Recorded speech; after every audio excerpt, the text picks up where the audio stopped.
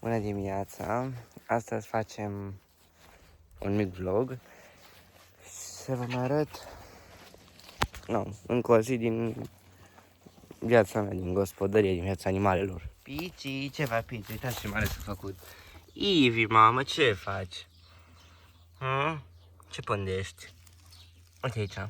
Aici pui de mătase, sunt câțiva. Eu totuși cred că acesta din spate. Nu v-ați băgat toți! Stați un pic. Unde-i? Ăsta dinainte, din față. Ăsta. Totuși cred că e cocoș. Din mijloc. Acela. Deci ca să vedeți faza. Am în momentul de față 3 găini mici care ouă. Una e bătrână și nu sunt sigur dacă ouă, dar 4 îmi sunt cloști. Și am una albă. Am pe această bătrână care nu știu dacă ouă. O am pe aceasta, pe papagalul, și încă una, aceea, care s-a ascunde, dar nu o găsesc. Deci ăsta, acum cred că știți, asta e unde au stat cloștile cu pui. Să vedeți papagalul. No, uitați, unde și-a făcut cuibar. Opa, aici. Și am lăsat un nou semn. Uitați ce mare eu crescut, ce faci, doamnă? Uitați ce mărișor eu crescut puii. Puiul ăsta în toată firea. Și ai găină? Ăla e cel mai drăguț, e alb, ăla din capăt. Are pănile albe. Aceștia au crescut foarte mari. Așa e găinuță. Eu din ăștia am presimțirea că acesta, acela alb, acela și celălalt alb sunt cocoși.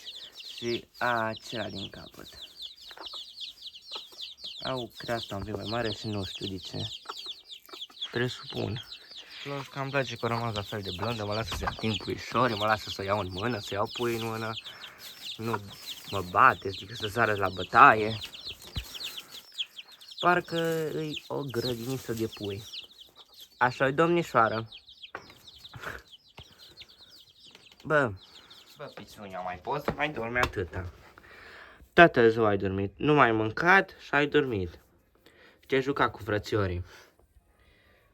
Nu uitați ce mare s-a făcut și ăsta. Până la urmă, el îl cheamă Dănuț, că e băiat. Ăștia negri-s băieței și amândoi-s Dănuț. Pici! Unde puteam să-i găsesc pe ceilalți doi decât la mâncare? Și aibă, și ăsta e Tădănuț. Și amândoi băieței. Și ai Ivi. Și ai Piții. Pici? Bă, uitați, mănâncă. Papă. Sau tu ești sătul? Asta cred că e prima fătată, că e cea mai mare dintre toți și mănâncă mult. Nu știu de ce, îi place să mănânce mult. Mă ajutați în comentarii. Puiul acesta, da, ăștia doi, pardon. Nu știu, cred că-s cocoș amândoi. Mai mult acela maro mă face să cred că e cocoș, pentru că deja începe să se suie pe găinuțe. Și celălalt seamănă mult cu el, dar el încă nu se suie. Și apoi mă face să cred că sunt amândoi cocoși. Lola, ce mare te-ai făcut tu, mamă?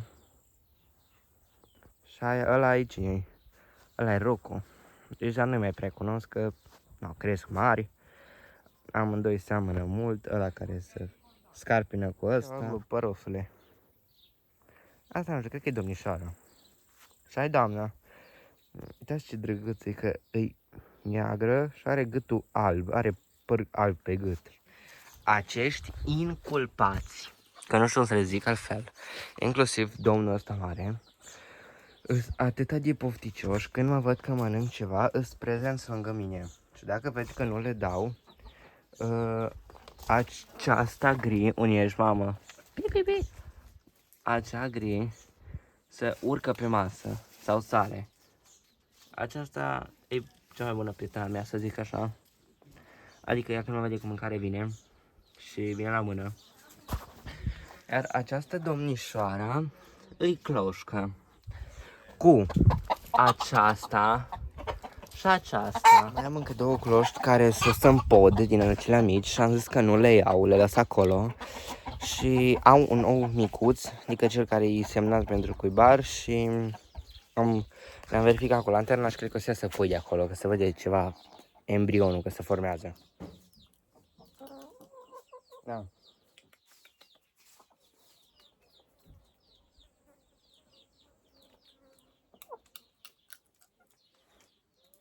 Pipi. Pipi, pipi. Hai încoace. Hai, cocoș.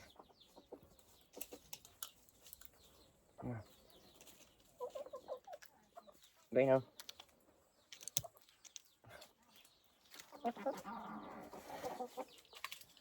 Hai, domnule.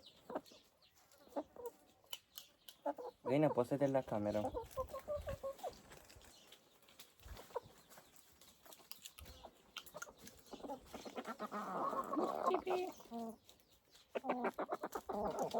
Domnul, hai la domnul, hai.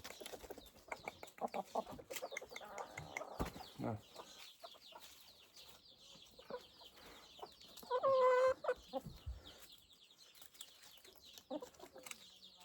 Pui, pui, pui.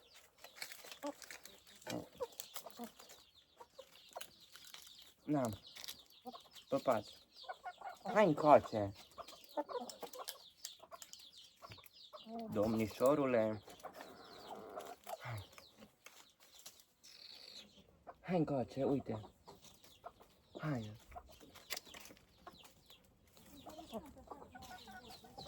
I-am cosit iarba și am luat o mână de iarbă să văd dacă mănâncă. Că încă nu-i pe lăsa afară ca să mai pus un de uliu.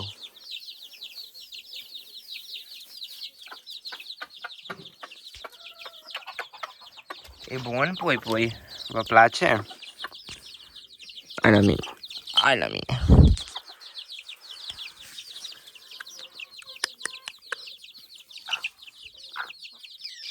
Na, găină, na. Să mai împrăștiem. Așa, mâncați, mamă, mâncați. Dați văd, poți să stă unul să-l prinde. Nu stă. De ce nu stați, mă? În schimb stă mama să o prindă, așa-i doamnă. Mă duce, mânca bine, văd că doarme. Așa-i Piții. Ai mâncat, te-ai distrat și acum dormi. Și-ai tu. Piți?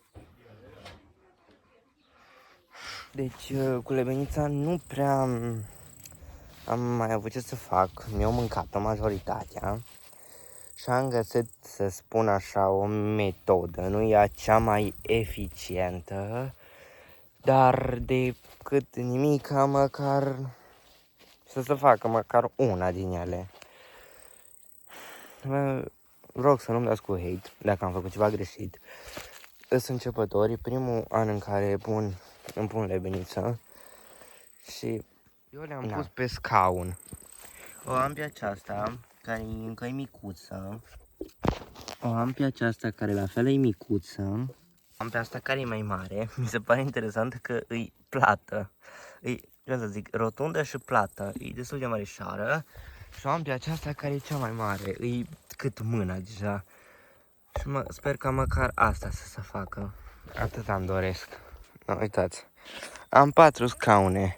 Normal am avut acolo, scaunul ăla l-am avut acolo, dar că nu mi-au crescut, a rămas tot la fel de mic. Ce fac, mă, Iușca? Aia! Ce fac, mamă? Ce se bucură? Asta e Maia, cățealul, frate meu. Și acesta e Enzo, dai, mămică, ce faci Enzolino, mamă? Câinele lui frate meu. Și ai, mamă? Dă pupă la cameră. Bravo. Stabiliștii. Stai să te bronzezi la soare? Mamă, Ce-i? Ce mă miroși? A ce miros? Te-ai tuns, mamă, ce frumos ești. Da, mamă, da. Țulunia, unde ai fost, mamă? Unde ai fost dus tu? Ha? Fost după șaurici, dar n-ai găsit? Zi unde ai fost dus? De asta ziceam că se suie pe găinuțe deja. Și cred că e cocoșel pentru că se suie pe papagal. Adică găinuța aia maronie are ciocul ca un papagal. Și așa a rămas porecla papagalul. Uitați ce mai au crescut toți. Ăsta e Bobby și cu Lola. Și el n-are nume. Dar a crescut destul. Cam acesta a fost vlogul de astăzi. Ne revedem cu voi în vlogul următor. V-am pupat!